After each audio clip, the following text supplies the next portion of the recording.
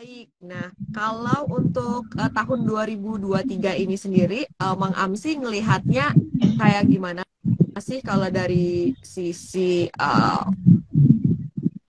tatanan makronya kayak gitu, kemudian jadinya Mang Amsi arahnya ke sektor mana yang menurut Mang Amsi ada peluang kayak gitu bisa dipantau kayak gitu kalau melihat kondisi seperti saat ini gitu. Oke, jujur li lagi.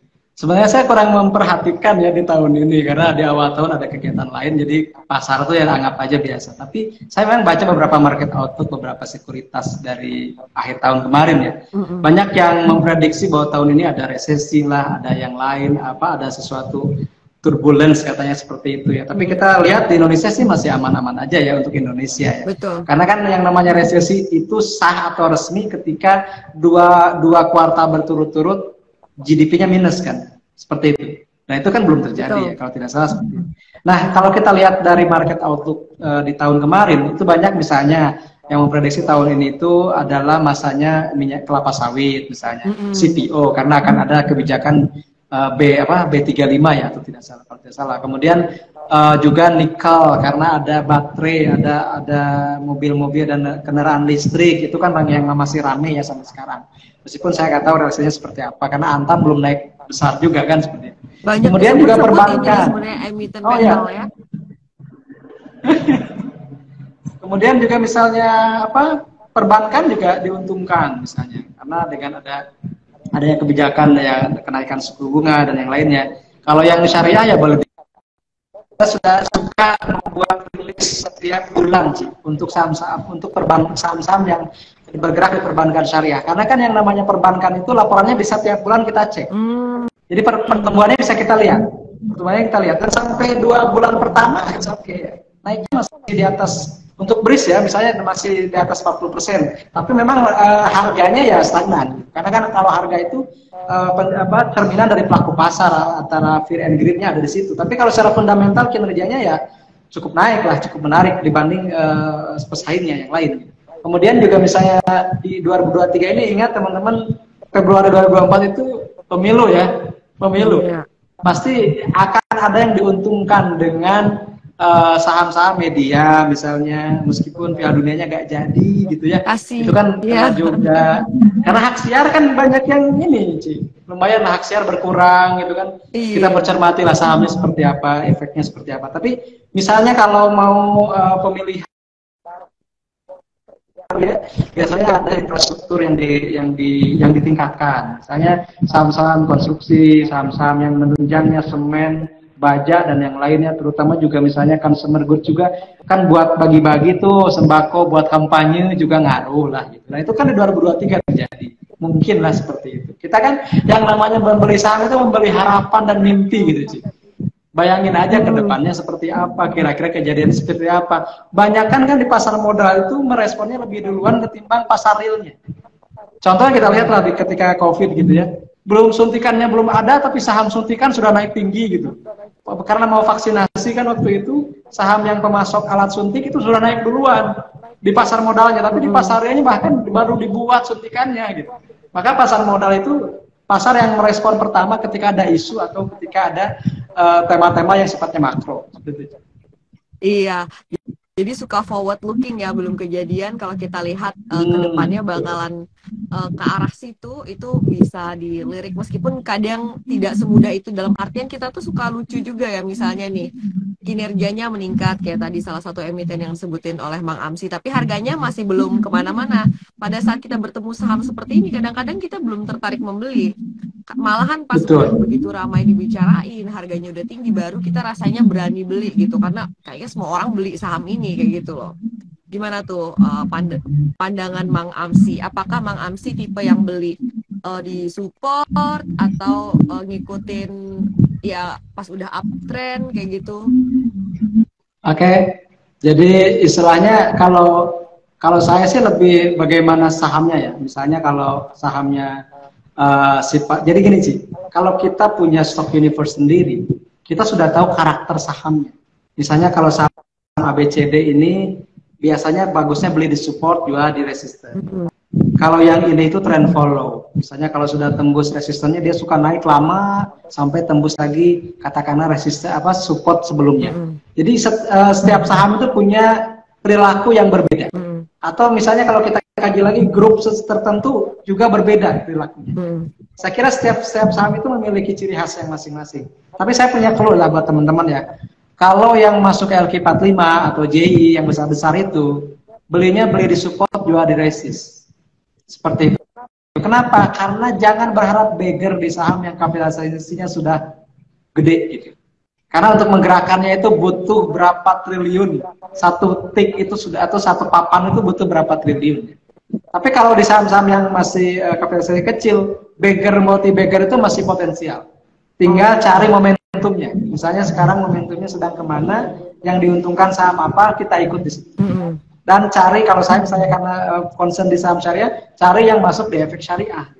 Jadi sebenarnya kalau ada yang mengatakan saham syariah apakah menguntungkan atau tidak, ya tergantung momentumnya juga.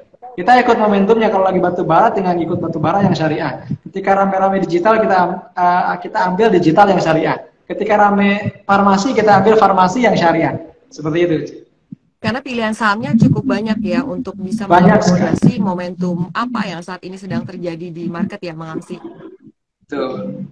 Baik. Ini ada yang bertanya, buat yang baru join, saya bukan narasumbernya ya, narasumbernya adalah Mang Amsi. Saya hostnya. Jangan kebalik. Nggak mungkin saya jadi narasumber saham syariah ya teman-teman. Bukan kompetensi saya. Saya tuh lebih sering jadi host, bukan jadi narasumber. Baik, kita lanjutkan lagi. Mang Amsi, jadi kalau misalnya kita mau ngambil saham-saham yang market cap-nya besar, ini berarti kita dapat ketenangan dalam artian likuiditas ya. Maksudnya kita akan selalu bisa keluar seperti itu kan. Nah kemudian tapi kalau kita ngincernya memang ada potensi beggar, berarti kita ya memang harus lebih dalam lagi ulik sahamnya. Mungkin juga kapitalisasinya tadi masih kecil kata Mang Amsi ya. Ya karena kan kalau yang sudah besar geraknya ibarat apa ya, ibarat kereta api gitu. Harus punya dorongannya lebih kuat. Tapi kalau misalnya mendorong sepeda kan lebih mudah. Atau ngedorong motor itu lebih cepat gitu daripada mendorong kereta. Iya, itu perumpamaan dari Mang Amsi ya, biar kita semua bisa lebih mudah membayangkan. Saya suka kalau ngobrol sama Mang Amsi selalu ada analoginya yang itu bisa bikin kita tuh lebih mudah memahami kayak gitu. Ada Cici Lindali, hai Cici, thank you. Iya, guru saya. Iya, guru saya juga. Ahlinya Fibonacci. Master technical analysis. Oke, tadi itu dapat tips dari Mang Amsi kalau untuk saham-saham yang big caps kayak gitu, lihat momentumnya, kemudian buy on support aja kayak itu jadi strategi yang bisa diterapkan kayak gitu.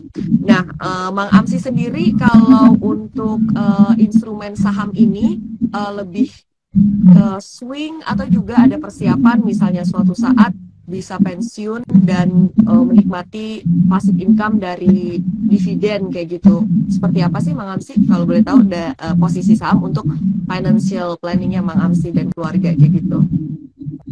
Oke Ci, kalau saya memang punya saham yang dikhususkan untuk dividen ya, dan itu saya cicil tiap tahun lah kalau punya tabungan atau punya sisa untuk membeli, kita belikan lagi ke saham yang sama gitu. Karena kita ngejarnya memang nanti ketika pensiun itu ada dividen yang lebih besar daripada suku. Suku kan cuma 6% ya. Iya. Nah kita bisa cari saham yang rutin dalam 5 tahun terakhir itu bagi dividennya di atas 10%. Dan memang semuanya itu rata-rata yang dividennya besar itu saham batubara. Harus dikatakan seperti itu ya.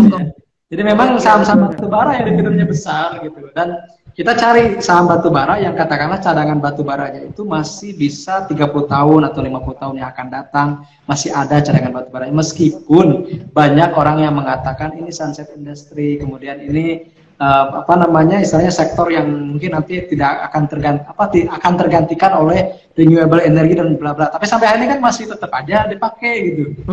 Ya itu kan isunya sudah lama ya, selama masih jalan ya kita pakai aja dulu. Nanti, dan kenapa kita harus pilih saham yang ada dividennya? Jadi ketika saham itu harganya turun, kita masih bisa menghasilkan dari saham tersebut dari dividen per tahun.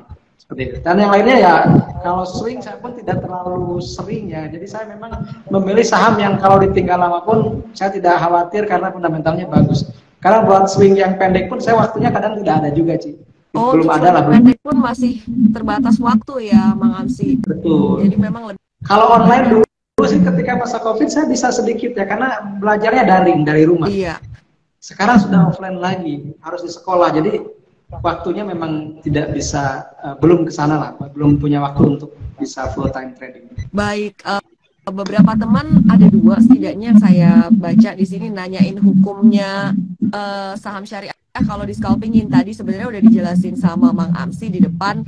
Tapi mungkin Mang Amsi berkenan untuk menyampaikan lagi ke teman-teman yang baru bergabung ini hukumnya untuk scalping saham syariah.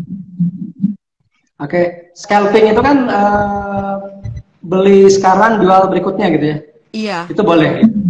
Selama tadi syaratnya 2 aja. Syaratnya diingat, pokoknya jual beli saham itu berpulangnya ke 2 hal gitu, Ci. Pertama, efek yang diperjualbelikannya efek syariah, 527 saham isi gitu ya. Silakan nanti cek teman-teman. Saya suka mengupdate-nya di bit.ly/isi update. Itu silakan cek, itu Google Sheet free, semua boleh diakses. Saya suka update itu kalau ada pengumuman yang baru. Jadi sahamnya syariah, yang kedua transaksinya syariah. Misalnya kita belinya nggak pakai margin gitu. Meskipun kita beli jualnya dalam waktu semenit berikutnya, selama uangnya uang cash, it's okay, nggak masalah. Karena kita tidak terkena utang bunga. Jadi sekali lagi, mau scalping, mau day trade, mau mingguan, mau bulanan, apalagi yang disimpan lama, itu boleh. Jadi saya ingin menegaskannya, tidak ada holding period, tidak ada batas batas waktu kepemilikan. Selama itu sudah berpindah kepemilikan, meskipun cuma 1 menit, kita boleh jual lagi. Ilustrasinya tadi sudah saya sebutkan. Cialin jual HP ke saya di 16.30, saya jual lagi di 16.31 karena ada teman saya yang mau beli dan membutuhkan. Saya jual dengan harga yang lebih tinggi, itu nggak masalah. Itu bukan riba, itu namanya murabahah. Jual beli dengan margin keuntungan. Kadang orang setiap ada laba disebutnya riba, padahal tidak setiap laba itu riba. Nah, seperti itu ya. Seperti itu ya teman-teman, semoga membantu penjelasan dari Mang Amsi dan cukup jelas untuk teman-teman sehingga bisa lebih tenang bertransaksi saham syariah ya, apapun gaya jual beli sahamnya tadi. Mang Amsi, saya mau nanya juga, berarti Mang Amsi masih sangat bullish nih dengan saham komoditas ya, terutama untuk dilihat dari sisi dividennya. Kalau kita mau bertransaksi saham-saham untuk mendapatkan dividen, berarti ini harga beli sangat menentukan untuk dividen yieldnya ya. Mang Amsi mungkin punya tips lagi selain tadi memilih, Mang Amsi sukanya saham komoditas kata Mang Amsi, dan lihat juga cadangan yang besar kayak gitu ya kalau untuk batu bara nih. Kalau tips untuk membeli saham-saham dividen untuk nanti buat pensiun kayak gimana nih Mang Amsi? Oke. Kalau misalnya mau beli saham yang dividennya tinggi, teman-teman belinya pas setelah cumdet, pasti jatuh itu saham. Jadi kalau setelah cumdet, biasanya harganya itu jatuh. Nah, ketika jatuh itulah kita beli. Ketika jatuh itulah kita beli. Jadi kita dapat harganya itu harga bawah. Jadi kalau mau buat ngambil dividen, jangan beli pas mau bagi dividen. Tapi belinya setelah bagi dividen justru. Jadi kita sediakan cash dulu, Ci. Misalnya kita nabung nih tiap bulan, nabung kalau idealnya seperti itu ya. Tapi saya kan setiap bulan juga sih. Kalau kita ada uang lebih, tabung. Nah, nanti kita tahu nih, karena kan tanggalnya itu tidak bergeser banyak setiap tahunnya ya. Kalau misalnya bagi dividen Juni ya Juni lagi gitu kan. Kalau misalnya Desember lagi. Ada juga yang 2 kali setahun. Kita tinggal cek aja jadwal bagi dividen di saham tersebut itu berapa kali setahun. Kemudian kita lihat tanggalnya. Jangan beli pas mau bagi dividen. Kalau beli pas mau bagi dividen harganya naik biasanya. Tapi kalau misalnya ingin kita dividennya yieldnya besar, belinya setelah bagi dividen. Katakanlah cumdetnya tanggal 15, belinya tanggal 16, itu biasanya jatuh senilai persentase dividen.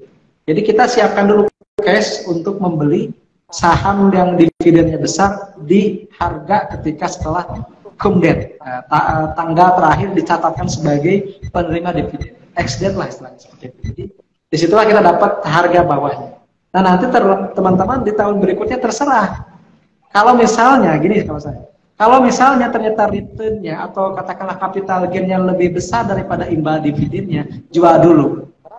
Karena apa? Karena ternyata kenaikannya itu melebihi dividen yield-nya. misalnya gini, katakanlah saham ABCD kita beli di 5.000, ternyata tahun depannya itu sudah 10.000, berarti kan 100% sih. Sementara dividennya cuma 20%, mendingan jual dulu sahamnya semua, kita simpan cashkan dulu, gitu kan, semenjak dividennya. Pas bagi dividen kita beli semuanya ke harga yang setelah jatuh itu. Jadi kita dapat lagi barang dan terus disimpan sampai kita mendapatkan nilai yang cocok lah atau sesuai untuk masa pensiun kita. Katakanlah sebulan butuh berapa puluh juta untuk biaya hidup. Nah, kalau sudah dapat senilai itu ya kita bisa tanamkan terus di saham. Baik, semangat ya teman-teman. Saya juga punya impian kayak gitu, bisa nanti punya income dari dividen seperti senior-senior saya di pasar saham ya. Dan juga Mang Amsi, ini ada pertanyaan dari produser saya disclaimer on dulu, seandainya nanti ada tersebut kode emiten, bukan ajakan jual beli ya teman-teman. Semua mohon dianalisa sendiri, bukan ajakan bertransaksi. Sekali lagi, Mang Amsi, seperti apa sih kinerja saham syariah tahun lalu, dan untuk kuartal 1 tahun ini, awal tahun ini seperti apa? Ada mungkin beberapa saham yang menarik kalau untuk Mang Amsi untuk kita lihat bersama. Oke sih. Pertama ya, untuk tahun kemarin kita patut bersyukur ya. Kenapa? Karena indeks saham syariah Indonesia itu menjadi indeks terbaik di dunia. Indeks syariah terbaik di dunia, itu yang pertama. Kenapa? Karena returnnya 15%. Returnnya 15%. Kemudian di Indonesia pun itu mengungguli IHSG, karena IHSG cuma tumbuh 4%. Artinya untuk tahun 2022, indeks syariah pemenangnya. Indeks syariah pemenangnya. Ya. Alhamdulillah gitu. Jadi kalau ada saham syariah itu menguntungkan, kebetulan 2022 menguntungkan. Gitu. Karena bisa sampai 4 kali indeks harga saham gabungan. Kemudian itu dari sisi composite ya. Dan dari sisi perseorangan, dari sisi individualnya lebih fantastis lagi.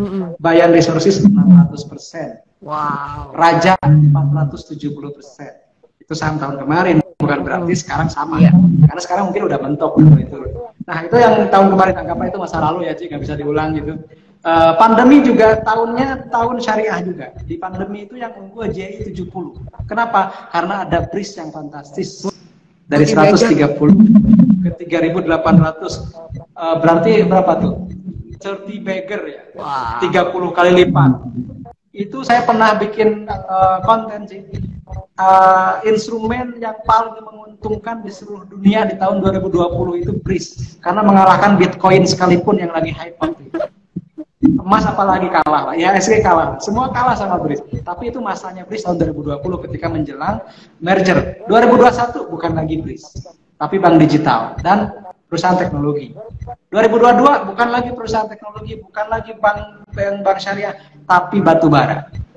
2023 kita belum tahu nih. Tapi dari Januari sampai Maret saya riset tadi sebentar, karena saya lihat pertanyaan kalau dari CAD itu pasti harus ada datanya. Saya nggak bisa sembarangan cerita, harus ada by riset dulu. Gitu.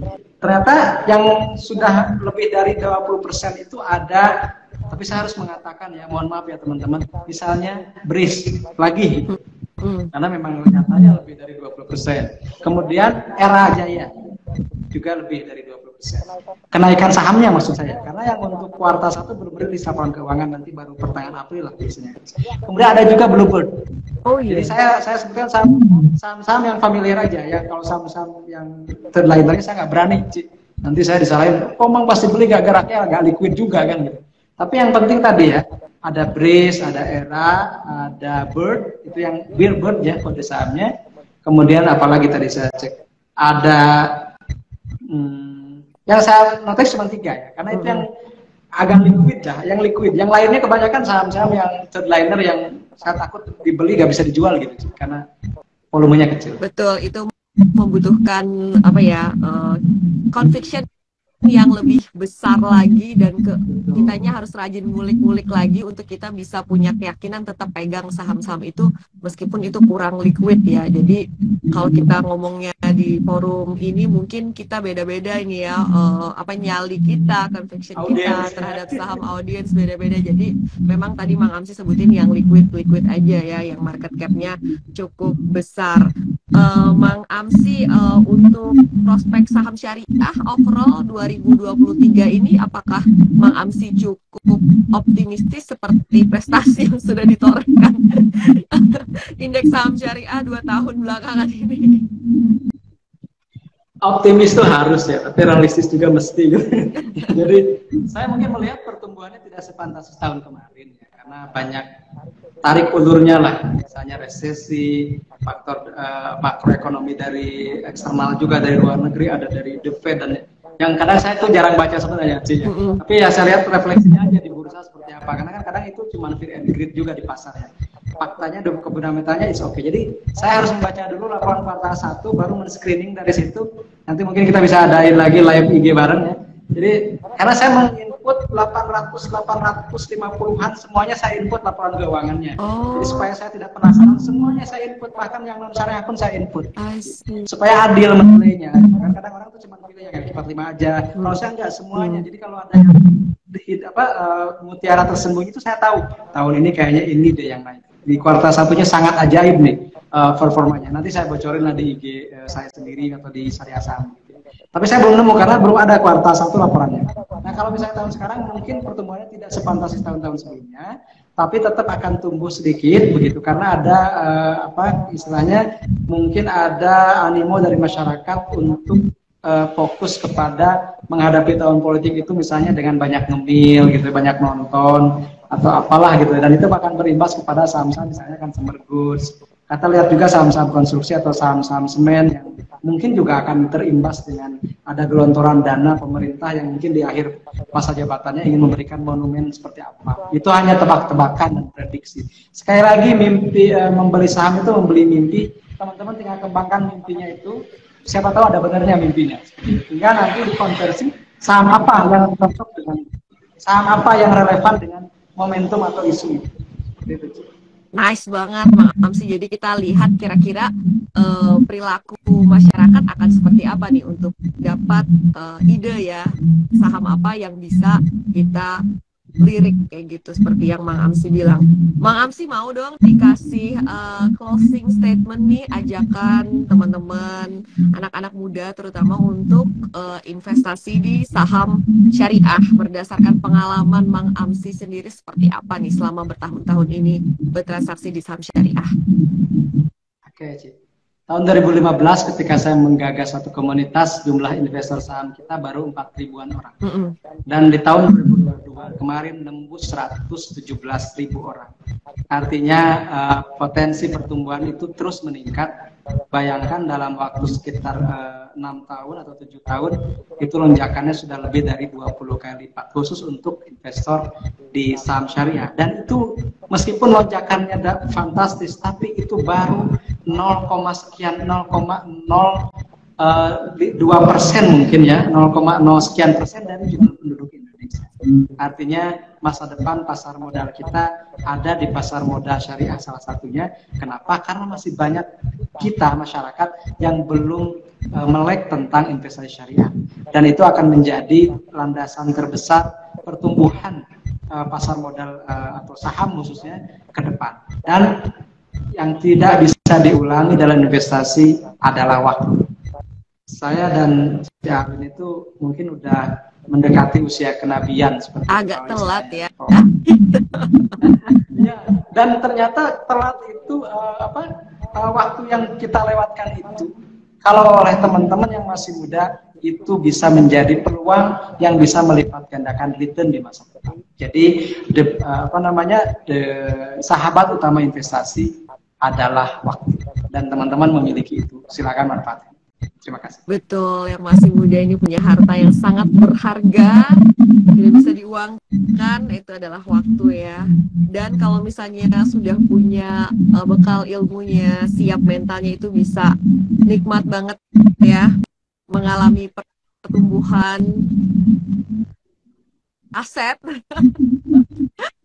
investasi masa depan di pasar saham, terutama di saham-saham syariah. Terima kasih untuk teman-teman semua yang udah join nanti ditunggu Mang Amsi kalau datanya udah diinput semua nih untuk laporan keuangan 800 lebih emiten katanya mau dikasih update-nya ke kita nih ya. Nanti saya coel lagi produsernya untuk kita IG Live lagi update. Siapa tahu Mang Amsi menemukan hidden gem ya kan.